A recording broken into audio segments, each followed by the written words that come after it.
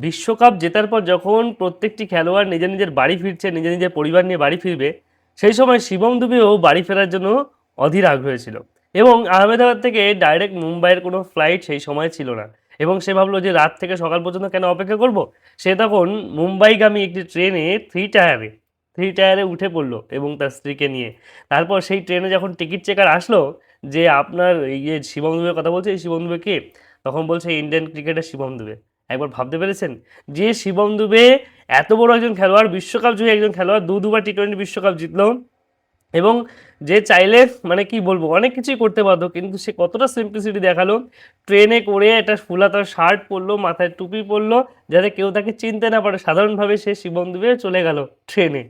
এটাই হচ্ছে সিম্পলিসিটি। এবং শিবম দুবের এই যে মহান কার্যক্রম, সে টি-20 বিশ্বকাপের ফাইনালে হোক বা গত টি-20 বিশ্বকাপের ফাইনালে হোক, সে কিন্তু দুর্দান্তভাবে পারফরমেন্স করে গেছে। হয়তো সে প্লেয়ার অফ দ্য টুর্নামেন্ট হয়নি, কিন্তু সে যা কাজ করে গেছে, নীরবে যে কাজ করে গেছে, হয়তো তিনি না থাকলে সেই কার্যক্রম অনেক ব্যথিতই হতো। কেননা টি-20 বিশ্বকাপ ফাইনাল যখন রান দরকার ছিল, সে কিন্তু ওভারে পরপর দুটি চার বা ছয় মারা সমস্ত কিছু কিন্তু সে করে গেছে। শুধুমাত্র সঞ্জু স্যামসন একা করেনি বা শুধুমাত্র ঈশান কিষান একা করেনি, তাই তার কৃতিত্বটা অনেক। এবং যখন ইংল্যান্ডের বিরুদ্ধে সেমিফাইনাল খেলছিল, তখনও কিন্তু সে দুর্দান্ত বোলিং করে লাস্ট ওভারে আটকে দিয়েছিল। যাই হোক, এরকম অনেক কিছু হয়তো সে আমাদেরকে উপহার দিয়েছে, তাই নীরবে শিবম দুবেকেও একটা স্যালুট জানাতে হয়।